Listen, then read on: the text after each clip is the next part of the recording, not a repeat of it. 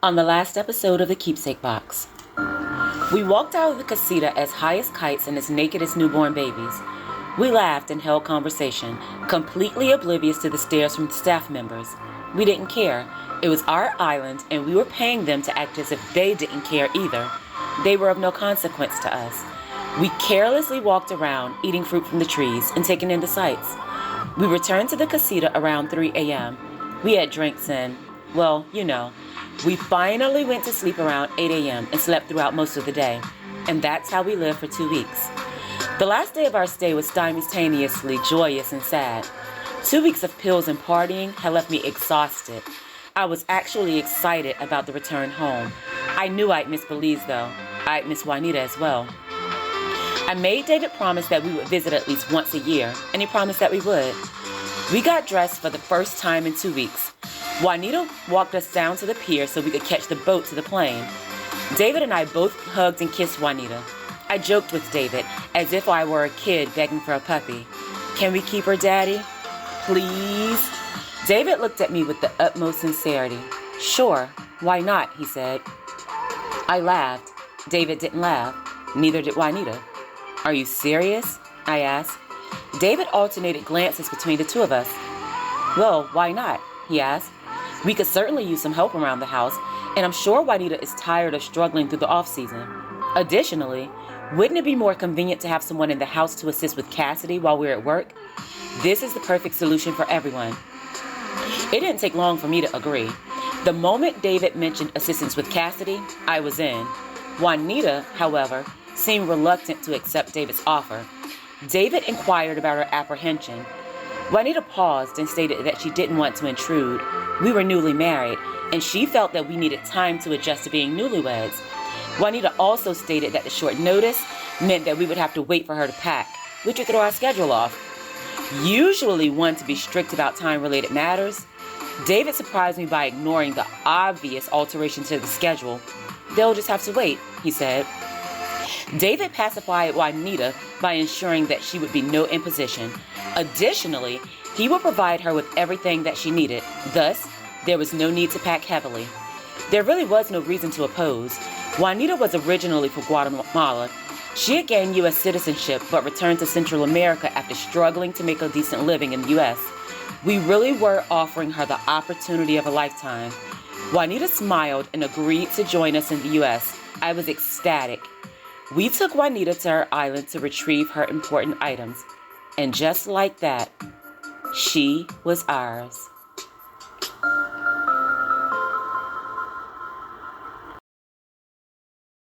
Chapter 13, Emotional Snapback.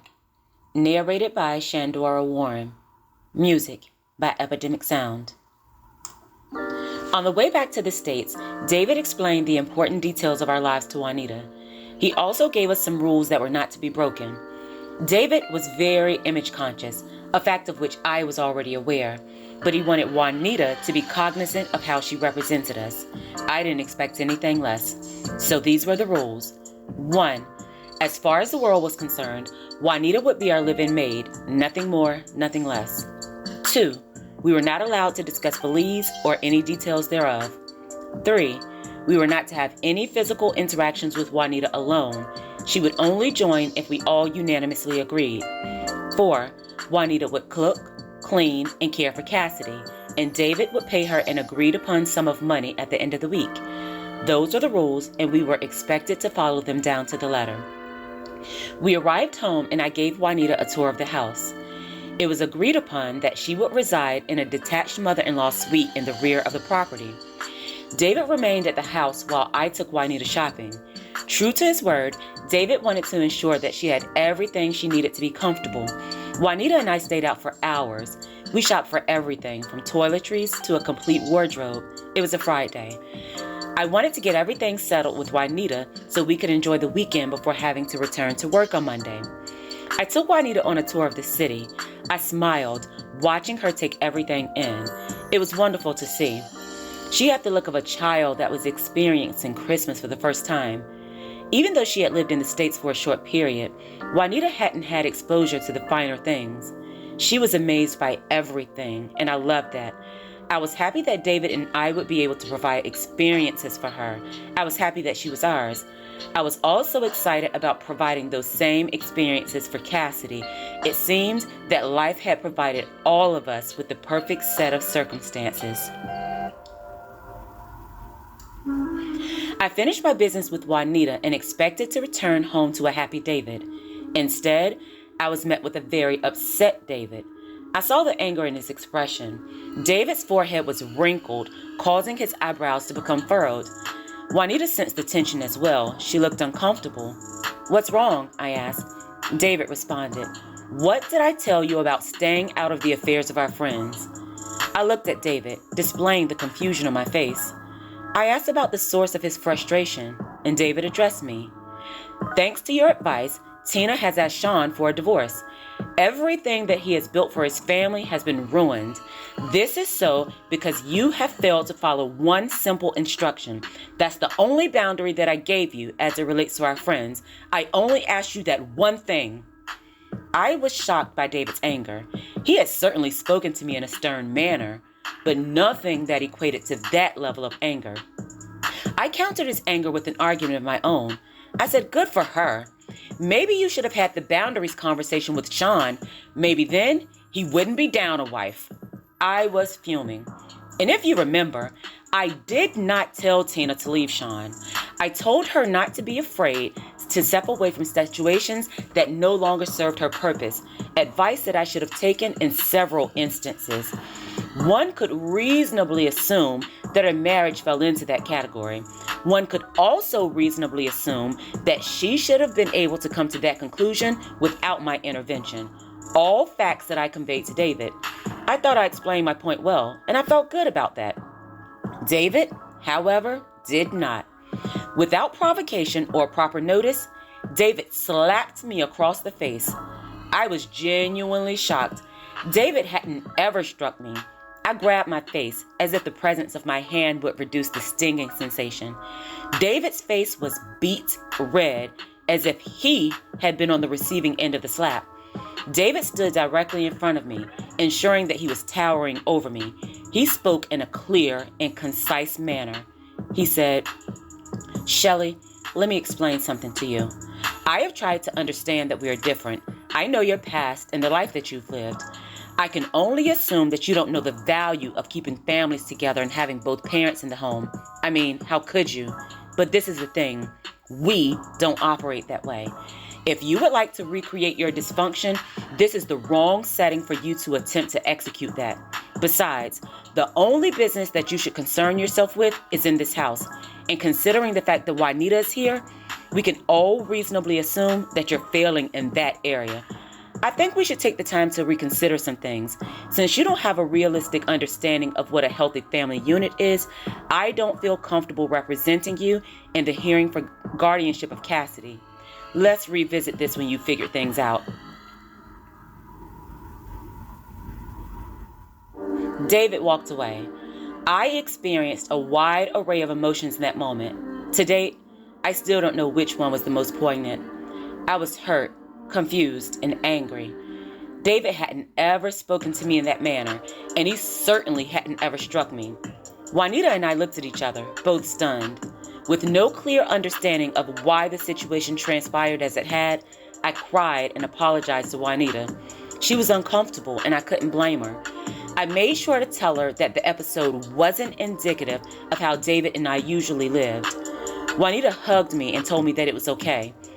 I didn't realize how much of an ally that she would end up being. Now, let's have a quick sidebar. Present day, I'm fully aware that I'd experienced something that I would come to know well, a narcissistic episode. But at the time, I only felt hurt that was laced with guilt. I hadn't ever experienced that with David. And because it was in such stark contrast to how David usually behaved, I began to wonder if I had indeed crossed the line. He wouldn't have been so angry otherwise, right? Wrong. The average person wouldn't ever have drawn a correlation between my meddling in our friends' affairs and my ability to be an effective guardian. Simply put, one thing had nothing to do with the other. But I would learn that it was his way. If ever anything went outside of David's favor, there was always a punishment to be assessed. And it wasn't enough to just divvy out a punishment. David also tried to remind me that I wasn't on his level. My upbringing and lack of paternal presence had nothing to do with my decision to converse with Tina, a fact that David was very much aware of. What potential benefits would I have received from systematically breaking up successful family units? Absolutely none. But none of that mattered. It worked. That's what mattered. For the first time in a long time, I felt that I wasn't worthy.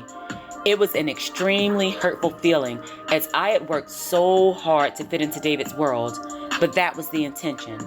Unbeknownst to me, every conversation that I'd had with David was laced with ammunition that could be used against me at any other point in time.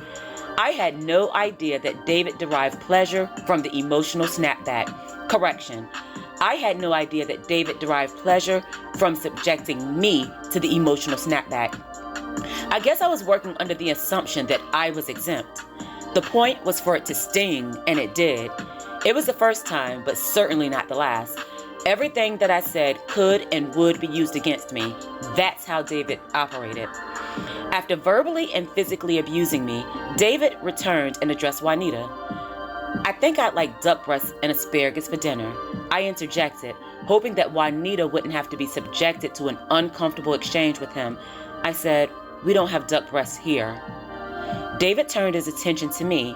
He said, "Well, go and get some, and hurry, because I would like for dinner to be ready at 7:30.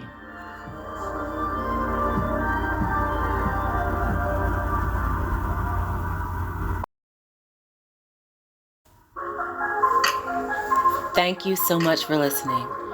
Make sure to follow Shinny Tells a Story on Facebook and Instagram. I'd love to hear from you. If you'd like to purchase books by Shandora Warren, they're all available on Amazon in ebook, paperback, and some in hardback formats.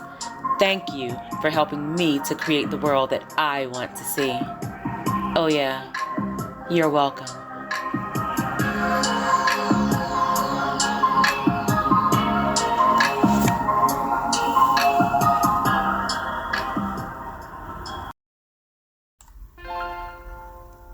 Shine, little girl.